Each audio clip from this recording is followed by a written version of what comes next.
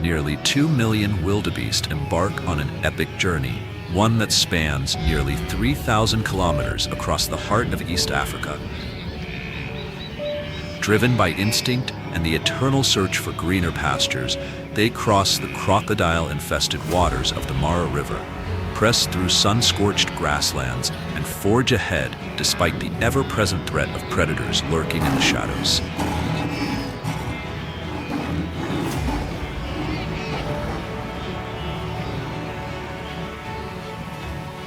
Each year, 250,000 will fall, claimed by the hazards of the migration. Yet this relentless march continues because survival depends on it.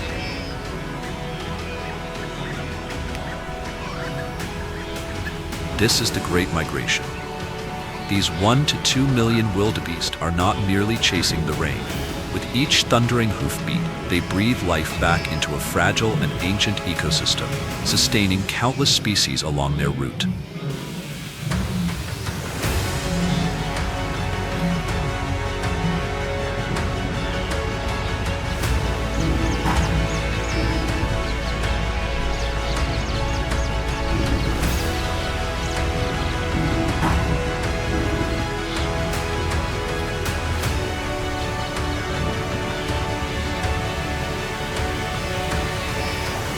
From the Serengeti to the Masai Mara, this is survival on the move, one of the greatest natural spectacles on Earth.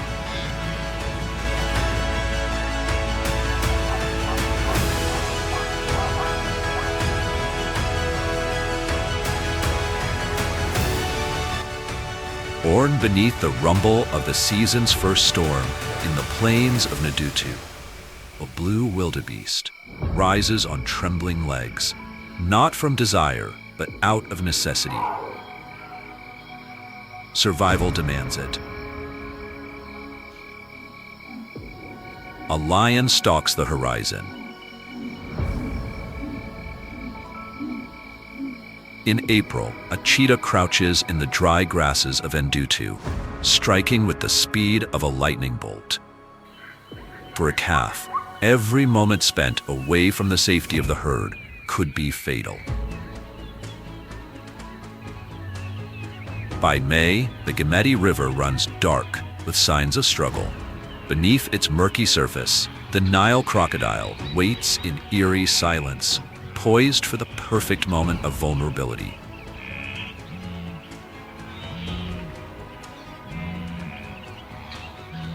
In July, a leopard lies in ambush atop the kopjes of northern and central Serengeti. From a nearby ridge, a wildebeest watches as one of its own falls to a swift, silent bite to the neck.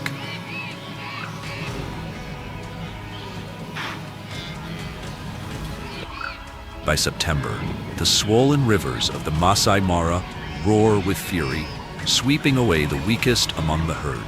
Yet some survive, pushed forward by instinct, emerging as hardened souls shaped by a land where scent, sound, and danger are etched into every blade of grass. This epic journey unfolds across some of the oldest terrain on Earth. The bedrock of the Serengeti was forged over 2.6 billion years ago during the Precambrian era. Over time, volcanic eruptions, most notably from Old Oinolengdai, the region's only active volcano, blanketed the land in mineral-rich ash.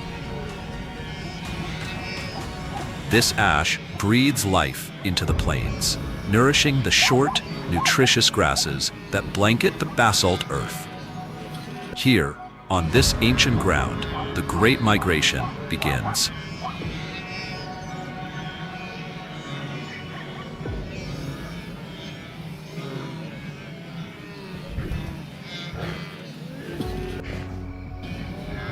In the endless cycle of life, the Great Migration of the blue wildebeest is more than a mere struggle for survival. It is a breathtaking expression of nature's rhythm. A vast herd, numbering between 1.3 and 1.5 million individuals, is constantly on the move. Year after year, they trace a nearly 1,930-kilometer loop across the Serengeti Mara ecosystem, a sprawling wilderness that spans over 30,000 square kilometers. Half of this journey unfolds across the sweeping plains of northern Tanzania's Serengeti, while the rest stretches into the Masai Mara Reserve in southern Kenya.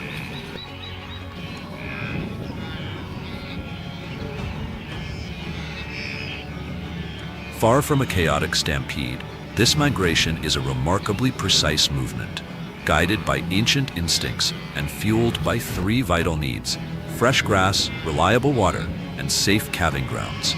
These are the pillars of life in an unforgiving savanna.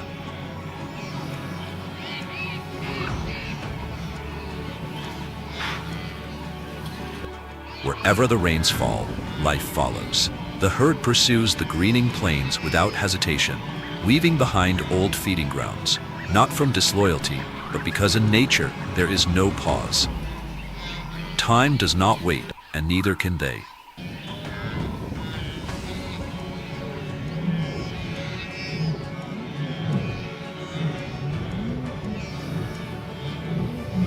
Mass river crossings become defining moments of the journey. Hundreds of thousands plunge into deep, fast-moving waters, while Nile crocodiles lie in wait beneath the surface. These moments are awe-inspiring, powerful spectacles of life in motion, yet heavy with loss. In 2024, nearly 1,600 tons of wildebeest remains were recorded floating downriver during migration season. Yet in death, life endures. The decomposing bodies release a surge of nutrients. Phosphorus levels rise by over 450%, carbon by 191%, and nitrogen by 78%. These enrich the riverbeds and boost the aquatic food chain, proving that even tragedy has its role in the great cycle. Every step the wildebeest take is a contribution not only to the survival of their species, but to the health of the grasslands, the regeneration of soils, and the vitality of countless other life forms. This migration is the beating heart of East Africa, pumping life through an entire ecosystem.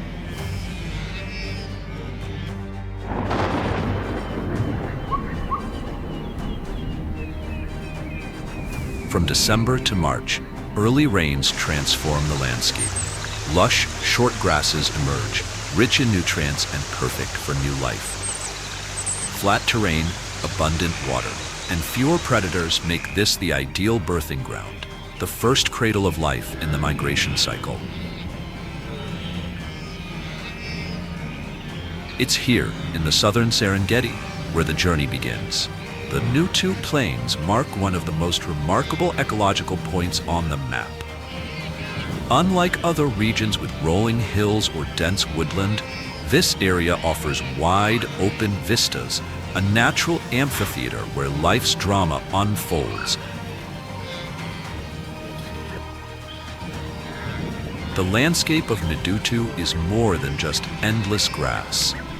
Strips of acacia woodlands interlace the plains, offering shade and sustenance to giraffes, elephants, and a vibrant community of fruit-eating birds.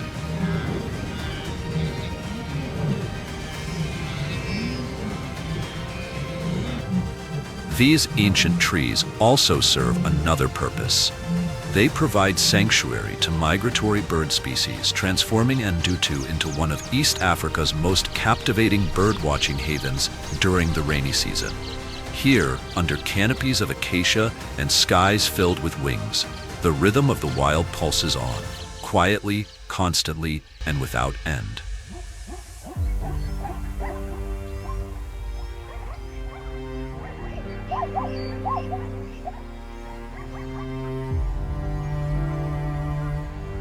Scattered across this rich landscape are ancient granite outcrops known as kokchis, rocky formations sculpted by time and weather over millions of years. They rise like stone islands from the sea of golden grass, standing silent and immovable in a land forever in motion.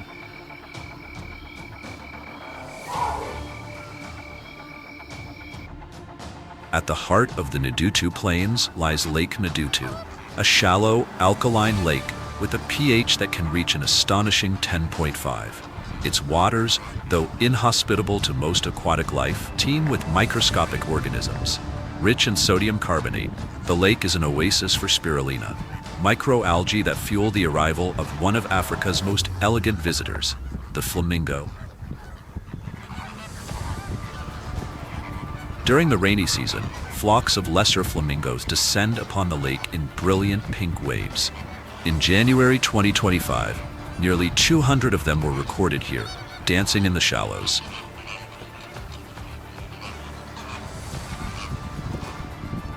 Though the smallest flamingo species on Earth, the lesser flamingo is also the most abundant, with a population exceeding 2.2 million across East Africa.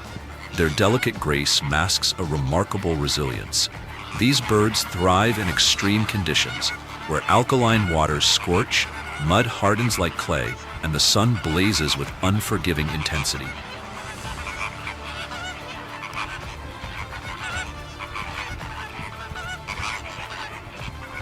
Their survival depends on incredible adaptations. Thick leg skin, salt-excreting glands, and protective scales allow them to endure what few others can. Unlike seed eaters or insect hunters, flamingos are living filters, feeding almost exclusively on cyanobacteria and carotenoid-rich diatoms, the very pigments responsible for their vivid hues.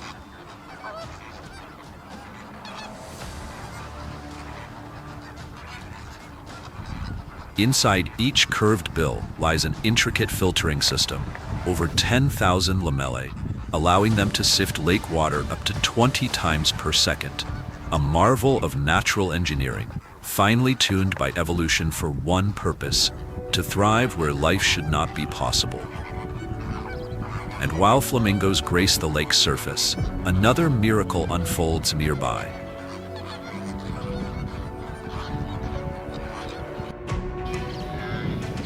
From late January to mid-March each year, the volcanic grasslands of Tanzania's Serengeti, especially the Ndutu Plains, become one of the largest natural birthing grounds on Earth. This is calving season, when over 500,000 wildebeest are born in a matter of weeks.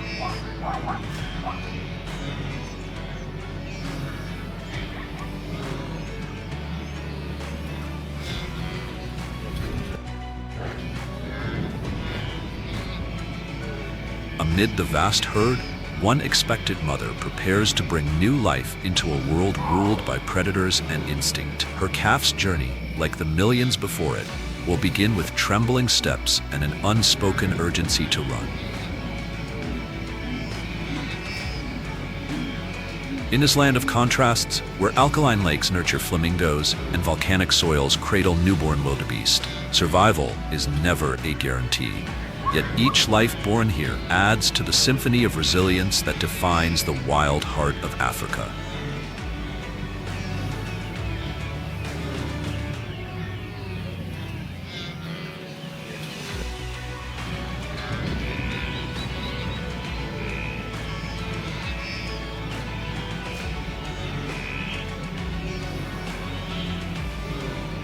According to the Tanzania National Parks Authority, over 500,000 wildebeest calves are born around Lake Ndutu in just the first few weeks of February.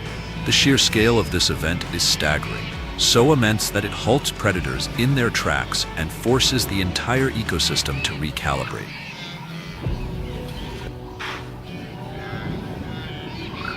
For the female wildebeest, reproduction is far from accidental. What appears to be a random surge of births is, in truth, the result of the sophisticated interplay between hormonal rhythms and environmental cues.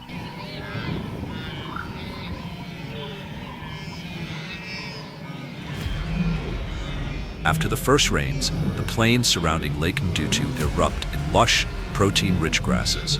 Longer daylight hours and thick grass cover act as triggers, setting in motion the reproductive machinery of the herd.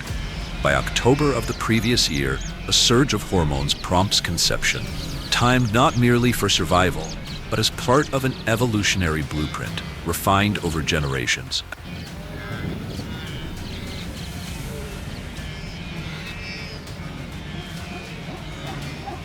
This mass birthing event is no accident of nature. It is an evolutionary strategy known as synchronized birthing, a defense mechanism shaped to overwhelm the senses and stomachs of predators. Lions, cheetahs, and hyenas are outnumbered, unable to focus their attention on individual prey. This phenomenon, called predator satiation, greatly increases the odds of survival for each newborn.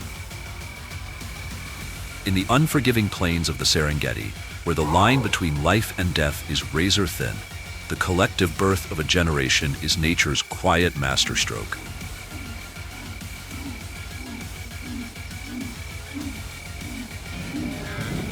Each newborn is welcomed into the protective ring of the herd, a living shield formed by countless mothers and calves.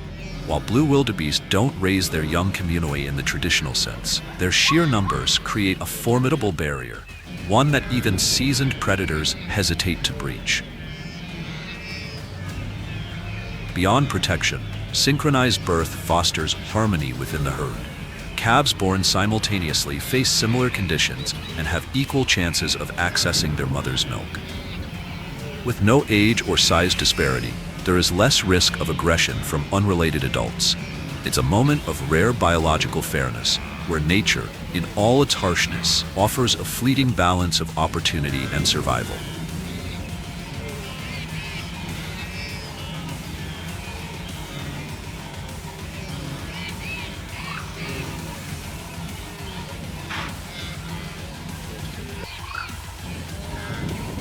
Amid a sea of hundreds of thousands, one blue wildebeest mother has just completed her very first birth. In that instant, instinct takes over.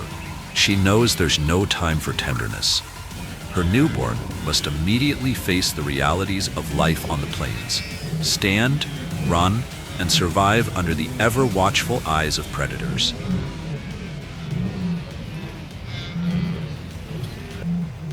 The calf enters the world cloaked in a soft, pale tan coat, as if nature had brushed it with its first layer of camouflage. This subtle coloring helps it vanish into the golden grass, shielding it from the gaze of lions, cheetahs, and hyenas that prowl the savanna.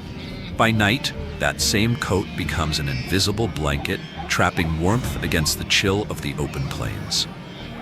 Over the coming weeks, that delicate fur will darken into the signature bluish-gray hue of its kind. A short mane and dark beard will emerge, marking the calf's quiet transformation into a true member of the herd.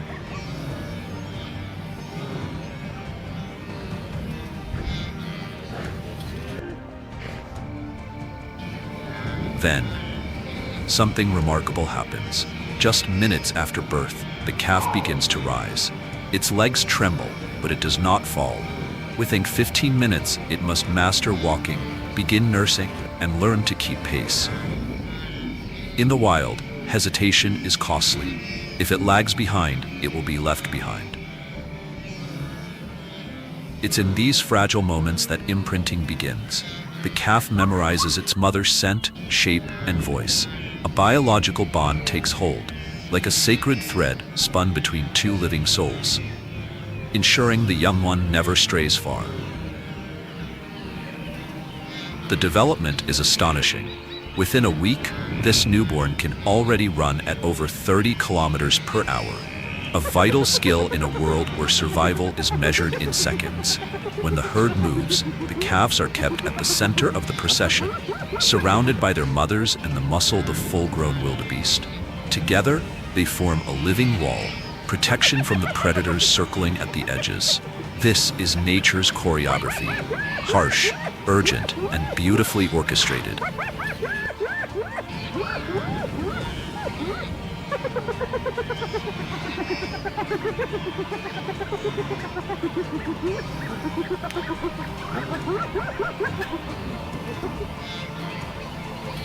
By the time a young blue wildebeest reaches 8 months of age, it parts ways with its mother and joins a group of its peers. In this youthful gathering, it begins to absorb the unwritten rules of herd life, learning how to interpret alarm calls, respond to danger, and find its place in the social hierarchy. These are lessons no calf can master alone. Though tinged with a quiet loneliness, this early separation is vital. It helps maintain the delicate balance of the herd, ensuring each generation grows more attuned to the rhythms of survival. For females, the cycle comes full circle quickly. Within 16 months, many are ready to bear calves of their own. Males, on the other hand, must wait longer, up to 2 years. But even then, the path to reproduction is anything but assured.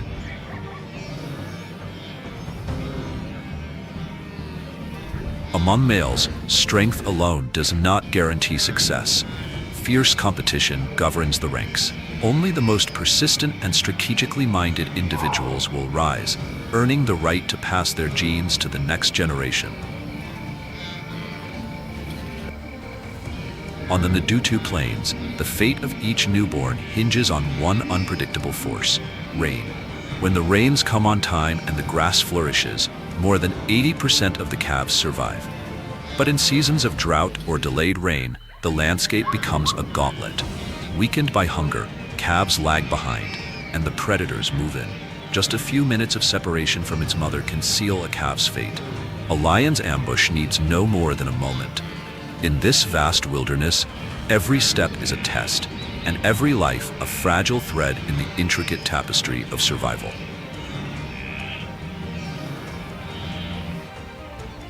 These lions hail from one of the most awe-inspiring landscapes in Africa, the Ngorongoro Crater.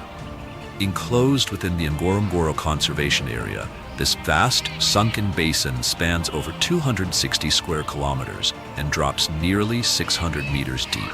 It is the world's largest intact volcanic caldera, formed 2 to 3 million years ago when a massive eruption caused the mountain's peak to collapse inward. Within this natural amphitheater, life flourishes year-round, sustained by a self-contained ecosystem. Unlike the transient patterns of migration, the crater's rhythms are steady. All members of the famed Big Five can be found here, but none are more commanding than the lions. Home to 65 to 75 individuals across roughly 8 prides, the crater boasts the highest recorded density of wild lions ever documented in an open, natural setting.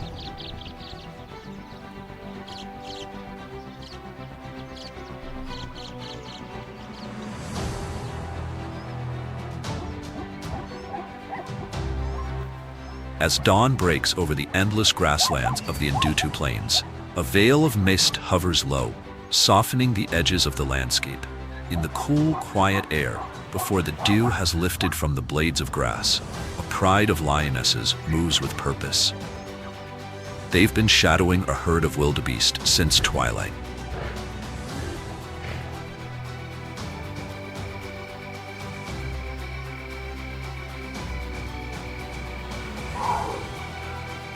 Now, the moment is right.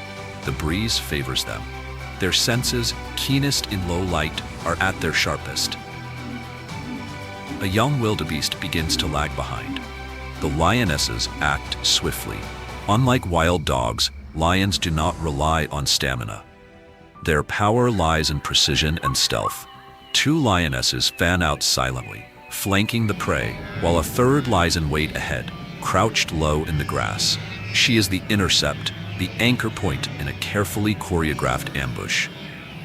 In this final moment, it is not just about strength. It is about reading the tension, predicting the chaos. The herd senses something. Tension ripples through the group. A few spring to their feet, hooves thundering in a panicked rhythm. Dust rises. In seconds, the plains explode into confusion. And just as quickly, silence returns. The herd flees, leaving behind a single fallen calf. The hunt ends not in brutality, but in a swift, practiced strike, no more than nature's design unfolding.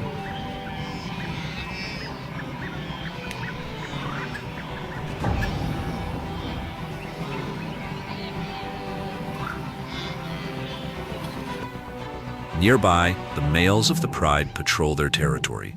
Their thick, dark manes serve more than a symbolic purpose. Rich in testosterone, these manes function as a biological armor, shielding them during violent confrontations. The color and density of a male's mane reflect both his reproductive potential and his social standing.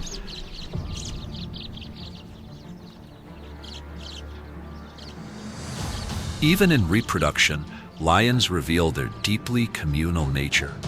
Lionesses often give birth around the same time. Their cubs, born with pale spots for early camouflage, are not raised alone. In this tightly knit social unit, any lactating female will nurse any cub. This shared care enhances survival and strengthens the fabric of the pride.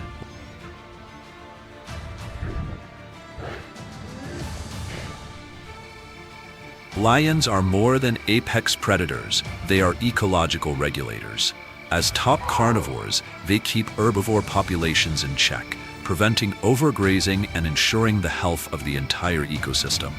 When lions vanish, the balance falters. Herbivore numbers surge, vegetation suffers, and the very landscape begins to change. Their presence, then, is more than iconic. It is essential, a keystone in the great machinery of life on the plains.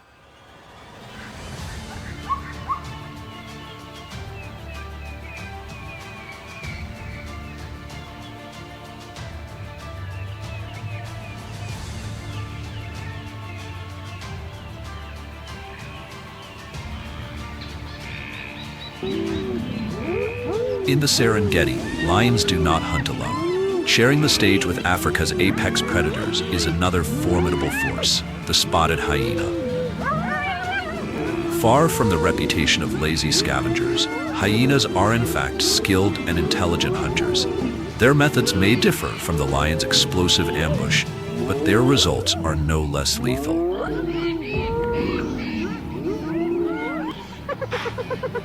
Capable of taking down full-grown wildebeest, isolated zebras, and even young hippos, hyenas rely on endurance, strategy, and teamwork.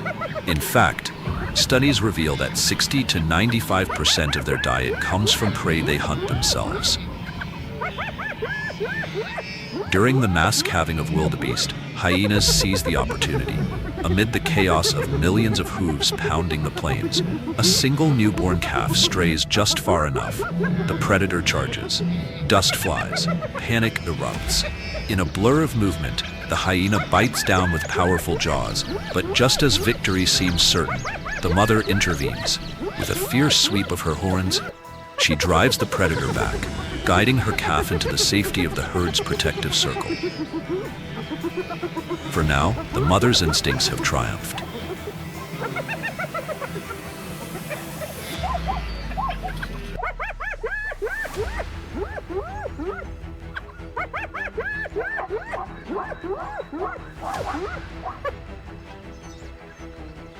Elsewhere, in the heart of the Ngorongoro crater, hyenas thrive within a natural fortress.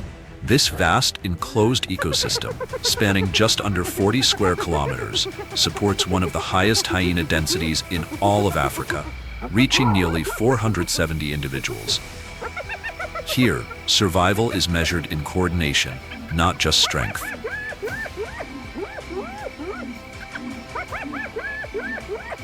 Spotted hyenas are unique among large carnivores. They live under a strict matriarchal system. Females are not only larger and stronger than males, but socially dominant as well. Even the lowest-ranking female outranks the highest-ranking male. Leadership is inherited along the maternal line, creating a rigid but effective hierarchy. Clans can number anywhere from 6 to over 90 individuals, depending on the richness of the territory. Across the open grasslands, hunts unfold not in stealthy solitude, but in carefully orchestrated units. Groups of 3 to 5 hyenas break off from the main clan, forming a loose wedge. They don't rely on speed, they rely on staying power.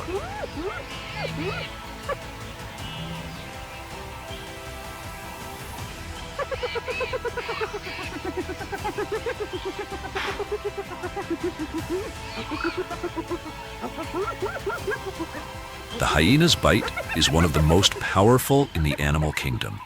Measuring up to 4,500 newtons of force, it can crush bone, tear through muscle, and shatter vertebrae with ease.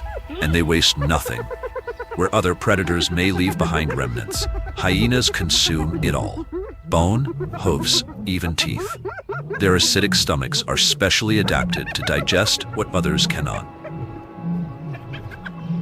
Their droppings, chalky white and rich in calcium, are a silent testament to their efficiency as nature's recyclers. At night, the crater resonates with eerie sounds. Echoing whoops cut through the dark, calls that serve many functions: to mark territory, signal danger, or summon clan members. Their unsettling, laugh-like vocalizations are not madness, but messages, part of a complex social language more akin to primates than carnivores. Despite their canine-like appearance and social behaviors, hyenas are more closely related to cats. Their evolutionary lineage places them within the Feliformia group, alongside leopards, civets, and mongooses. This dual nature, part feline, part something entirely their own, makes hyenas uniquely equipped for survival. More than hunters, they are the savanna's sanitation crew. By consuming entire carcasses, they help control disease, recycle nutrients, and maintain ecological balance. In a landscape constantly reshaped by migration and seasonal shifts, their presence ensures that nothing is wasted. In the endless cycle of life and death on the African plains, hyenas play a role that is as vital as it is misunderstood.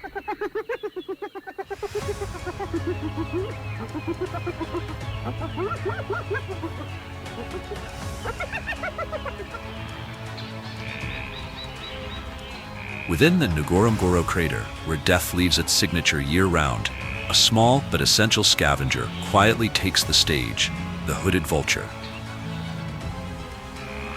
Delicate in build and weighing just under 2 kilograms, it's the smallest of Africa's vultures. Yet what it lacks in size, it more than compensates for in precision and persistence. Often the first to arrive at a carcass, and the last to leave, it plays a role that few others can.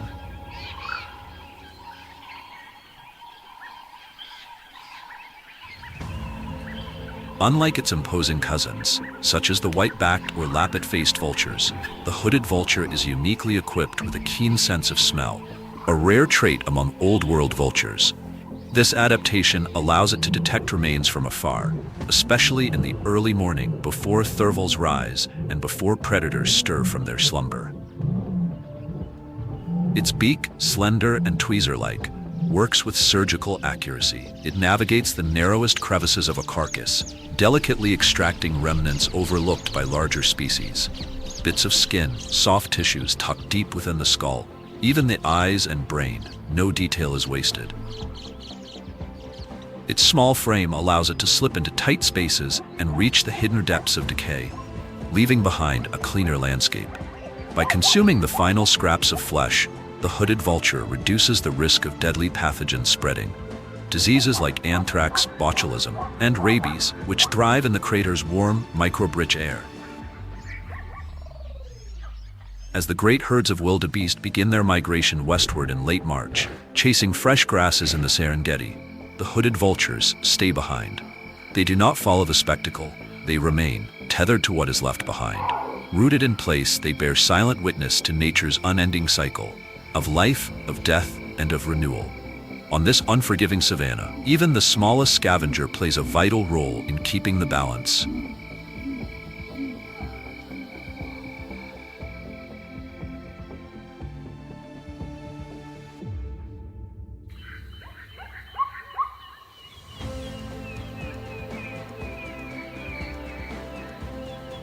As the dry season begins to settle over the western corridor of the Serengeti, the landscape undergoes a dramatic transformation. Lush green plains give way to fields of golden grass, brittle and sun-bleached under the midday heat. Water grows scarce, and the air turns dry and still. This shift in the environment triggers one of nature's most iconic spectacles, the Great Migration. Driven by the pulse of rain and drought, nearly 2 million wildebeest begin their journey, pushing west and then north in pursuit of new pastures. Alongside them, a second wave moves with equal determination, the plain zebra.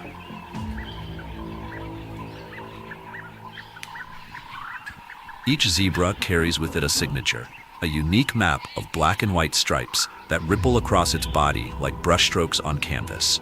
No two are alike. These patterns not only help researchers track individuals, but also allow zebras to recognize each other within the moving chaos of the herd. Amid the confusion of the savanna, their stripes act as living fingerprints, personal identifiers written by nature's hand.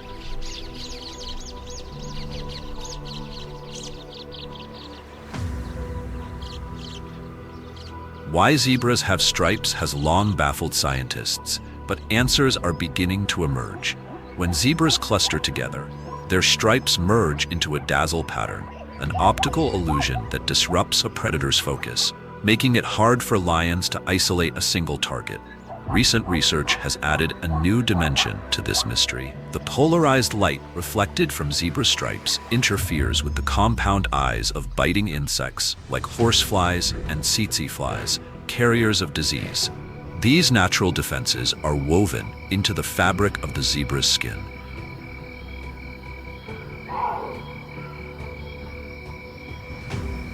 But these animals are more than just striking silhouettes. Beneath those stripes lies a body built for endurance. Zebras can run up to 65 kilometers per hour, a speed crucial for crossing open plains or navigating river crossings like the treacherous Grumeti, where crocodiles over 5 meters long lie submerged in silence.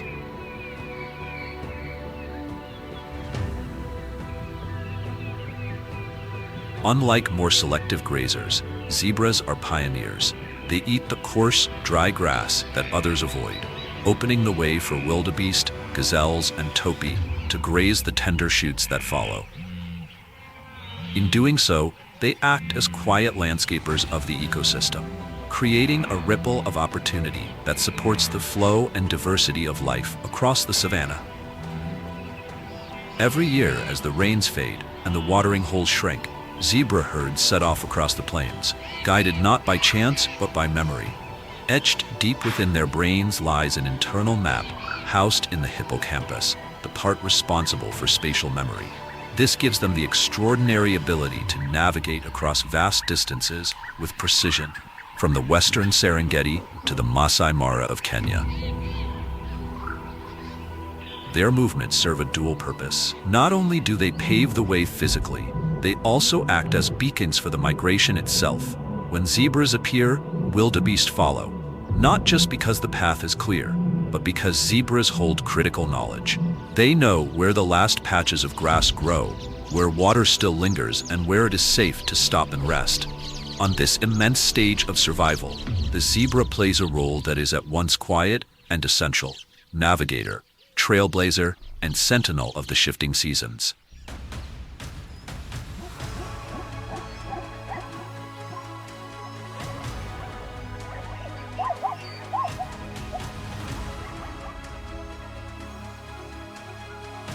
If the plain zebra dazzles the savanna with its vivid camouflage, then another creature in the Serengeti achieves near invisibility to sheer stillness.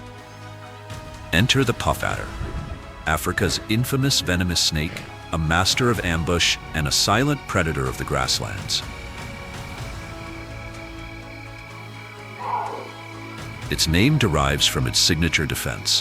When threatened, the puff adder inflates its body and releases a deep, menacing hiss, like air rushing through bellows, a final warning before it strikes. Armed with long, hinged fangs, it delivers a devastating bite. The venom is cytotoxic, causing severe tissue damage, blistering, and if untreated, the loss of a limb is a real possibility.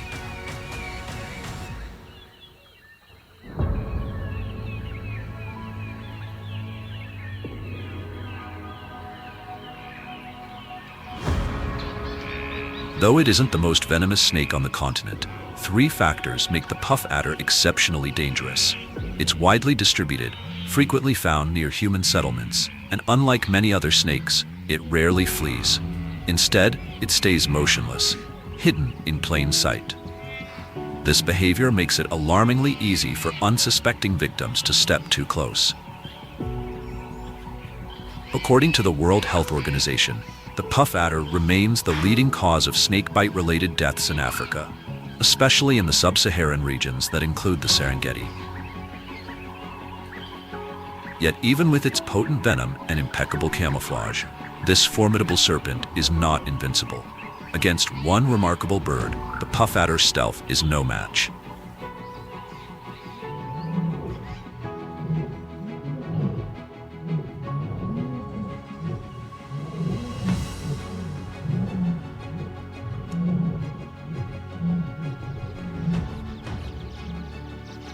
The name secretary bird carries two fascinating origin stories. One theory ties it to the image of a 19th century secretary clad in gray with quill pens tucked behind the ear, mirroring the bird's sleek gray plumage and its elegant black crest feathers. The other traces its roots to the Arabic word sakarat, meaning hunter bird, a far more fitting description for this terrestrial raptor. Unlike most birds of prey that dominate the skies, the secretary bird rules the ground. It is a specialist in hunting snakes, even deadly ones like cobras and puff adders. Its secret weapon, a devastating kick. Armed with long legs and horn-covered feet, each strike lands with bone-crushing force, up to 5 times the bird's own body weight, and is delivered in under 15 milliseconds. Swift, powerful, and lethal. But it's not just brute force that defines this bird. It's precision. The secretary bird's attacks are often aimed with uncanny accuracy at the head or neck of its prey, neutralizing the threat in an instant. A hunter in both name and nature, the secretary bird is one of Africa's most extraordinary predators, elegant, efficient, and utterly fearless.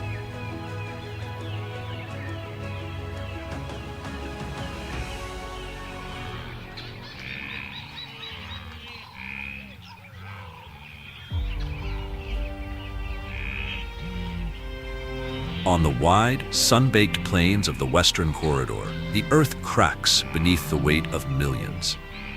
As the grasslands wither under the relentless sun, 2 rivers, the Gemeti and Embark, remain as the last veins of life in a parched land.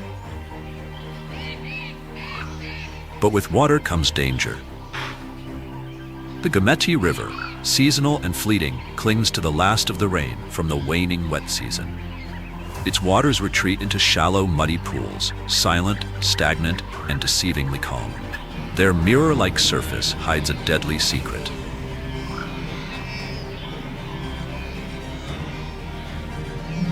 Lurking beneath, Nile crocodiles, some stretching over 4 meters long, lie in wait, their eyes the only hint of their presence. Motionless, patient, they are ambush predators, capable of launching a strike so sudden, so forceful, it can drag a full-grown wildebeest beneath the surface in an instant. For the herds, crossing isn't optional. It's survival. But the river does not serve the wildebeest alone.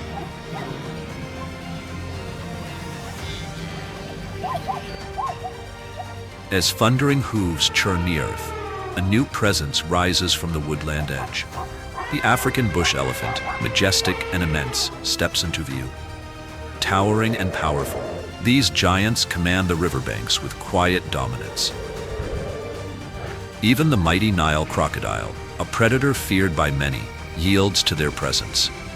Here, at the shrinking heart of the savannah, survival plays out on a grand scale, where every drop of water draws both life and death.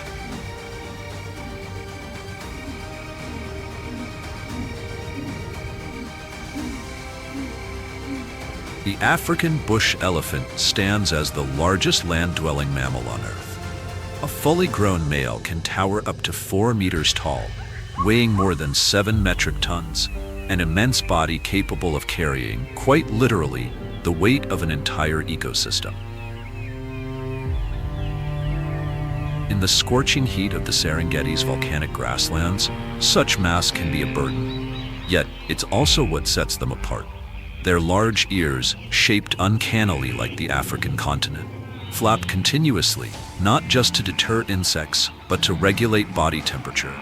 Beneath their thick skin lies a dense network of blood vessels, a natural cooling system designed by evolution.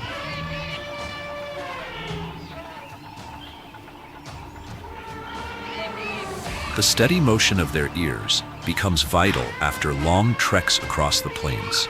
Meanwhile, their trunk, an extraordinary appendage made up of more than 40,000 individual muscles, functions as a multi-tool, drawing water, grasping grass, and splashing moisture over their backs like a living sunscreen under the open sky.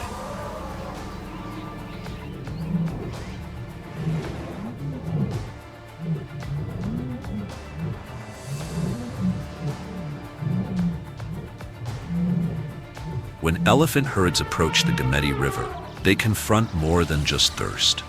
The receding waters of the rainy season turn murky and deceptive.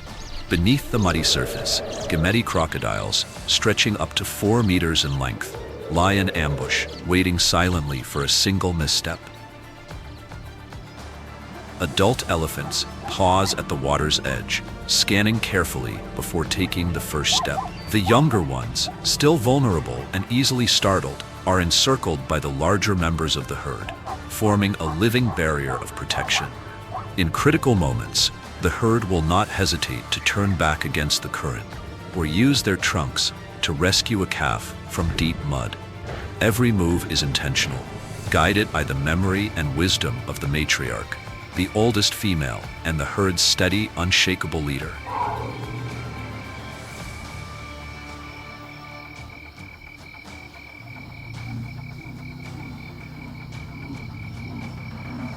Each adult elephant requires up to 150 kilograms of vegetation and more than 190 liters of water daily. When the grasslands dry out, they begin to dig shallow wells, using their tusks, modified incisor teeth, to reach hidden moisture beneath the baked earth.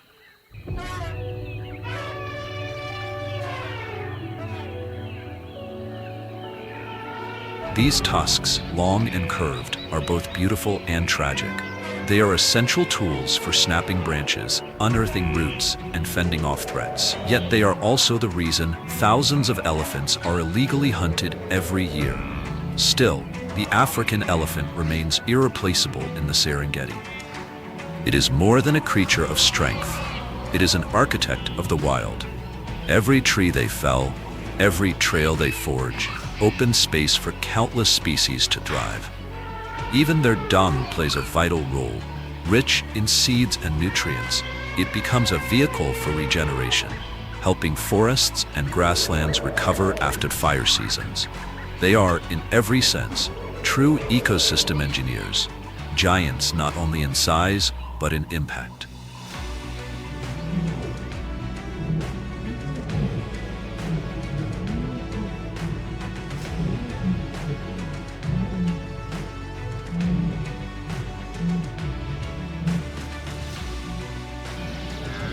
After crossing the Gemeti River, the wildebeest herd presses on in search of greener pastures. Their movement is not random. It's guided by the collective memory and instincts of the group, passed down through generations.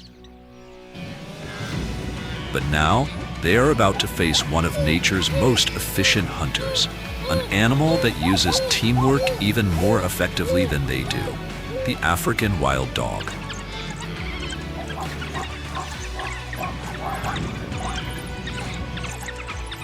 At first glance, these predators resemble living canvases.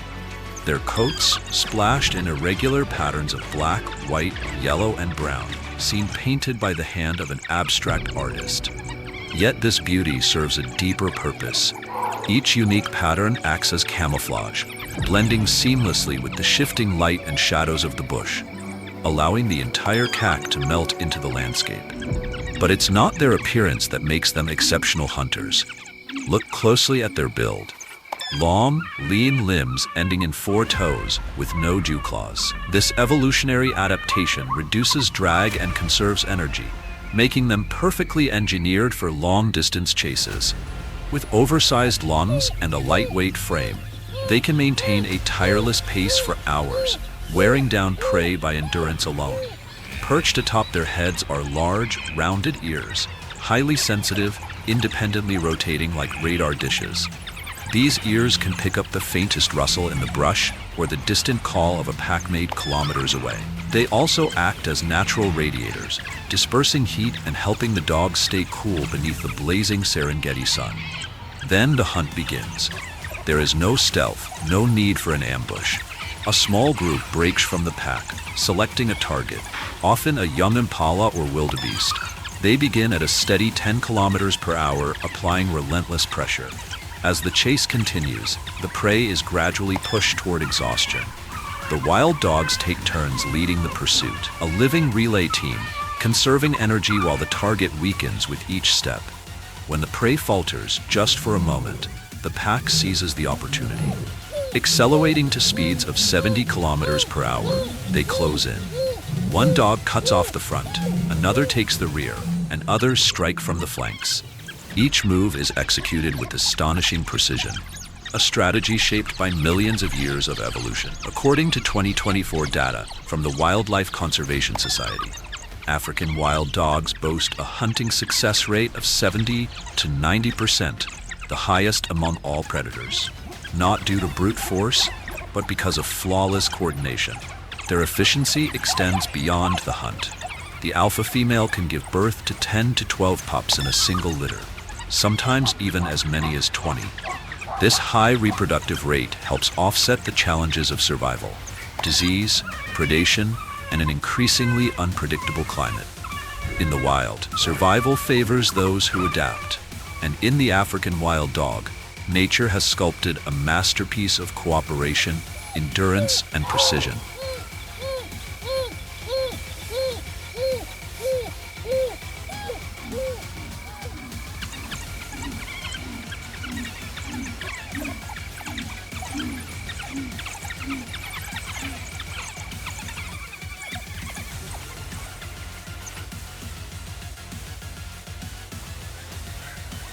Once the African wild dogs have fed, tearing their prey apart in a frenzied feast, they move on, leaving behind nothing but scraps of flesh and shattered bone.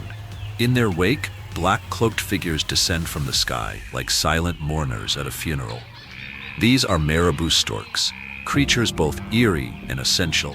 Nicknamed the Undertaker birds for their grim appearance, they play a vital ecological role as nature's cleanup crew. Shaped by millions of years of evolution, the marabou stork is a master of the scavenger's trade. Its head and neck are stripped of feathers, revealing blotchy pink skin, a biological adaptation that prevents infection when plunging deep into rotting carcasses. If covered in feathers, the fluids and bacteria from decay would cling and fester, turning survival into sickness. Like vultures, marabou storks walk a specialized evolutionary path, engineered not for the hunt, but for what comes after. They are among the largest flying birds on Earth, standing up to 1.5 meters tall, with wingspans stretching nearly 4 meters, wider than a family car is long. And yet, despite their massive size, they are built to soar. Hollow bones in their legs and toes lighten their frame, allowing them to ride thermal updrafts effortlessly. High above the savanna, sometimes soaring at over 4,500 meters, they glide with barely a wing beat, eyes scanning the grasslands for death. Often they work in tandem with vultures. While vultures use their hooked beaks to tear through tough hide, marabou storks employ their long, wedge-shaped bills to probe deep into crevices, extracting the remains others cannot reach. When a carcass is too tough to open, they wait, patient, opportunistic, and when the moment is right, they will even fight for a fragment of meat. This quiet cooperation and occasional competition forms a scavenger hierarchy, ensuring no part of a kill is wasted. More than mere opportunists, marabou storks are essential to the balance of the ecosystem. By consuming carrion, they cleanse the environment of rot and disease, recycling death back into life.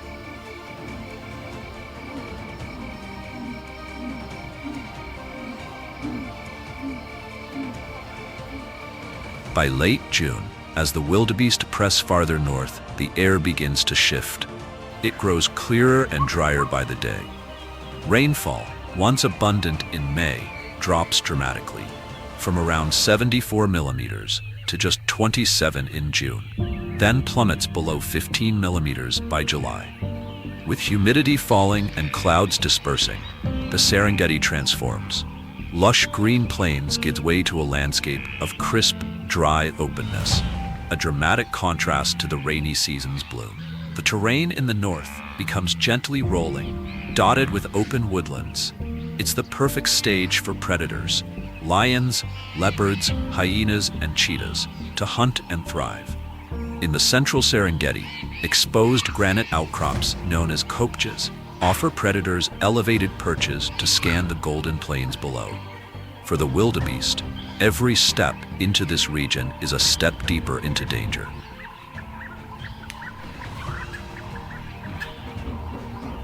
But they are not alone. This migration of over 2 million antelope includes not just wildebeest and plain zebra, but also a smaller, often overlooked companion.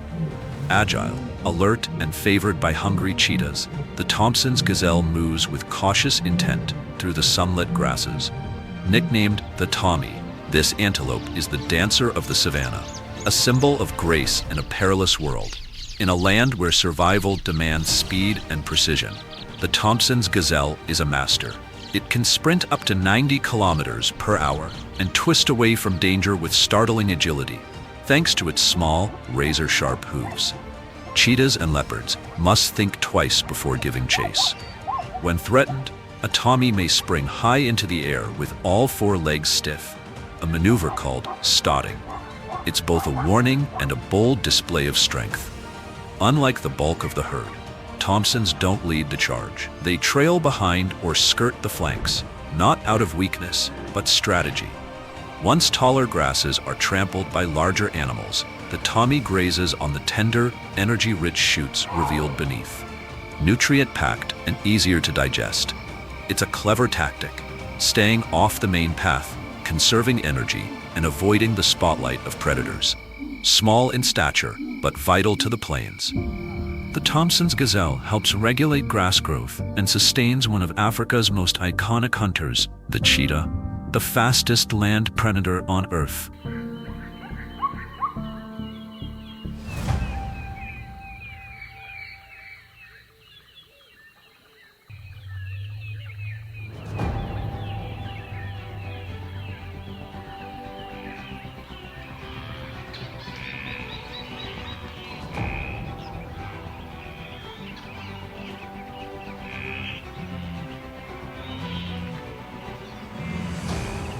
Across the sun-scorched grasslands of northern and central Serengeti, the dry season intensifies. As daytime temperatures rise, the clouds retreat and humidity plummets. In these harsh conditions, speed becomes more than an advantage. It becomes a lifeline. Hidden beneath the golden grasses, the cheetah, Earth's fastest predator, locks its amber eyes on a vulnerable target, a young Thompson's gazelle, momentarily separated from the herd and distracted in its search for food. The cheetah's social behavior is as unique as its hunting prowess. Females lead solitary lives, raising their cubs alone for nearly 2 years. Males, however, often form coalitions, tight-knit groups usually made up of brothers, though sometimes joined by unrelated companions. These coalitions offer crucial advantages: territorial dominance, greater mating opportunities, and shared defense against rival predators. In contrast, solitary males face lower survival odds, more easily outcompeted and left without support. Despite its unmatched speed, the cheetah faces strict limitations. A high-speed chase can last no more than 20 to 30 seconds before its body overheats, its heartbeat falters, and its temperature reaches critical levels. Every hunt is a gamble, a fleeting chance between success and collapse. Low to the ground, it moves like a phantom, gliding across the land in silence. The terrain becomes its ally, each dip and rise offering concealment. Two black tear marks stream down from its eyes, natural glare-reducing streaks that sharpen focus, just like the eye black worn by athletes. They help the predator judge distance and wind with deadly precision. The moment arrives, 60 meters to the target. In an instant, the cheetah launches forward like a drawn arrow, exploding from stillness to nearly 96 kilometers per hour in just 3 seconds. Then, it pushes even harder, reaching a staggering 110 to 120 kilometers per hour. It becomes a blur of motion, the fastest land animal on Earth in full flight. But catching the prey is only half the struggle. With the kill made, the cheetah must devour its prize swiftly. There's no time for rest. The scent of blood invites danger. Hyenas or lions could arrive at any moment. Built for speed, not combat, the cheetah is no match in a fight. In fact, it loses up to half of its hard-won kills, especially in the open plains of central Serengeti, where dry season dust hangs heavy in the air and hungry eyes lurk around every corner.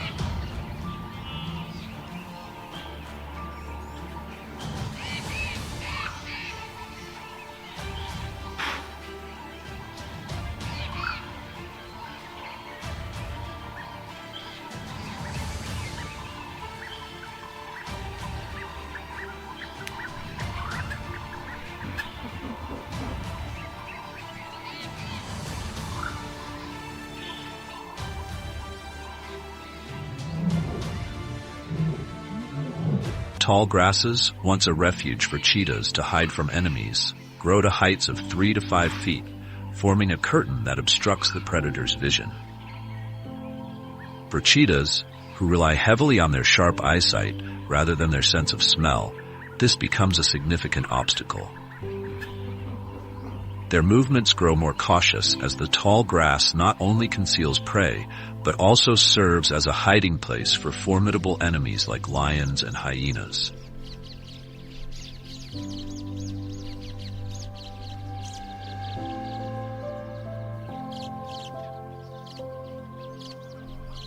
Water fills the once dry riverbeds, and rivers like the Mara, along with smaller streams, come back to life, turning the savanna into a shimmering network of wetlands. However, this beauty brings risks. The muddy terrain makes every step more precarious. A cheetah's long legs and non-retractable claws, designed for a firm grip on dry ground, must now contend with slippery surfaces. A chase could end with a misstep, costing them a precious meal, or worse, their safety. Yet, amid these challenges, opportunities emerge. With the rebirth of nature, herds of herbivores migrate from all directions. Wildebeests and zebras travel miles to reach the lush grasslands, often bringing with them their newborns. A fleeting moment of opportunity for the cheetah in this delicate cycle of survival and renewal.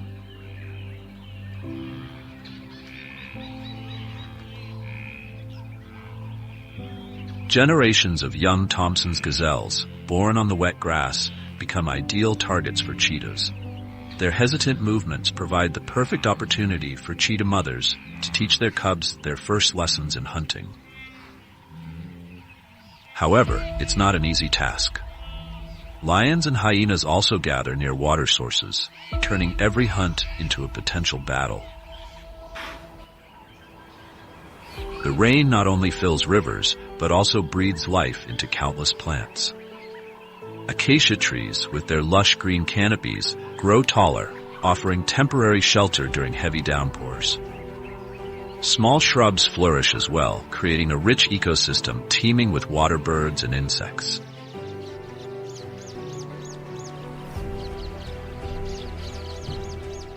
Meanwhile, a mother cheetah carrying new life within her embarks on a challenging journey.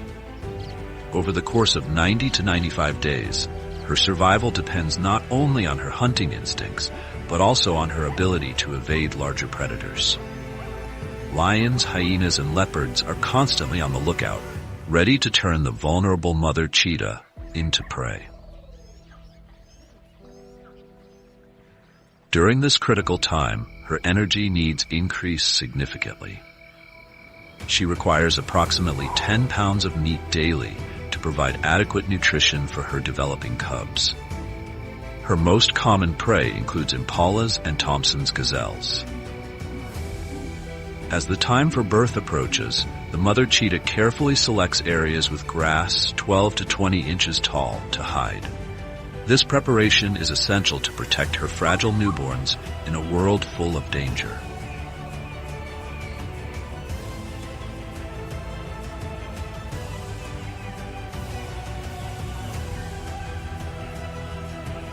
In the arid savanna, where life and death are often separated by a single breath, a fragile being emerges. The cheetah cub, small and delicate, is cloaked in a mantle of silvery gray fur that resembles early morning mist. These cubs are not just symbols of a new beginning, but also reminders of the arduous journey ahead.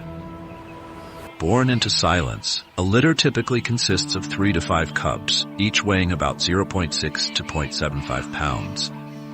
They are tiny and fragile, with closed eyes and legs too weak to stand. At birth, cheetah cubs are entirely dependent on their mother. They cannot defend themselves, cannot run, and cannot see the world. Every day of survival is a battle.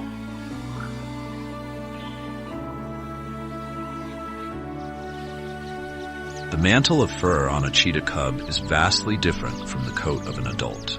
This silvery gray fur, extending from the head down the back, resembles a soft cape. It not only gives them a distinctive appearance, but also serves a vital role in camouflage. Some scientists believe this mantle makes cheetah cubs resemble honey badgers, fierce animals that many larger predators avoid. This mimicry could serve as a defense mechanism, deterring potential threats. Additionally, the mantle helps the cubs blend into tall grass or shrubs, making them harder to spot by predators like lions, hyenas, and leopards. Studies from 2023 indicate that the mantle reduces the risk of detection by predators by approximately 30% when cheetah cubs remain still in dense environments. Yet, even with this natural camouflage, survival rates remain grim. Approximately 70% of cheetah cubs do not survive past 3 months. In this unforgiving world, survival is not a guarantee, it is a privilege.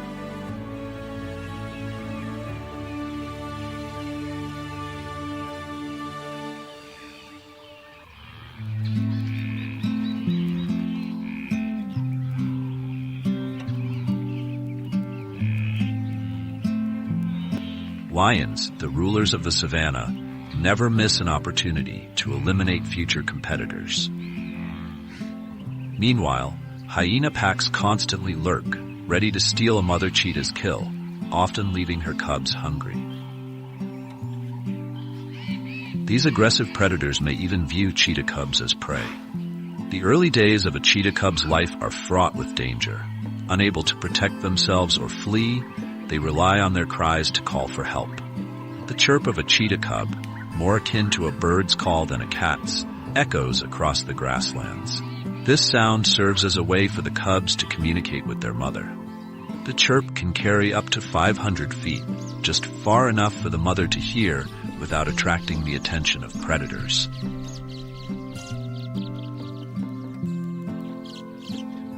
At 2 weeks old, a cheetah cub's eyes begin to open, greeting the harsh world for the first time. By 4 weeks, they take their first steps, their tiny legs wobbling on the grass. These steps are not just physical milestones, but critical lessons in survival. They stay close to their mother, observing her every move. She teaches them how to hide, listen, and wait. By 6 weeks, the cubs begin practicing their first hunting lessons. The mother brings back small prey, like hares or young Thompson's gazelles, still alive, allowing the cubs to learn through trial and error. Each missed pounce becomes a moment of growth.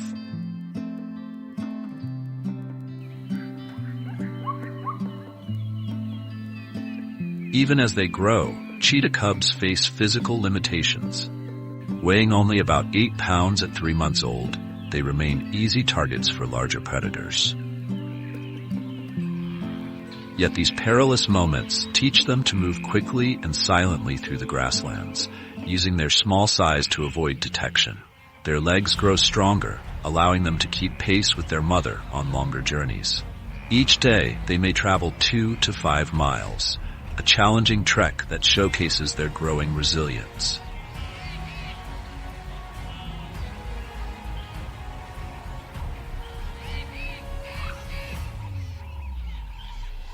Still, not all will survive. The mortality rate for cheetah cubs remains high, with only about 5% reaching adulthood. But those who do survive become symbols of resilience, their traits honed into tools for survival.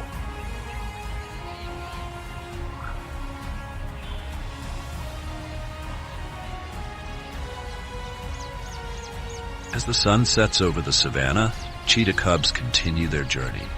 They navigate their earliest days with instincts forged by the harsh winds and swaying grasses. In this world, every breath they take is a testament to life's power. Fragile yet fierce, small yet proud.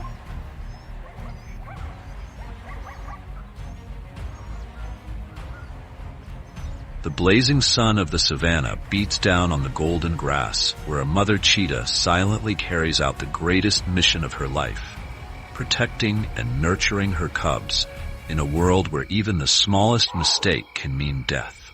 With no allies or companions, she relies on resilience and instinct to guide her path.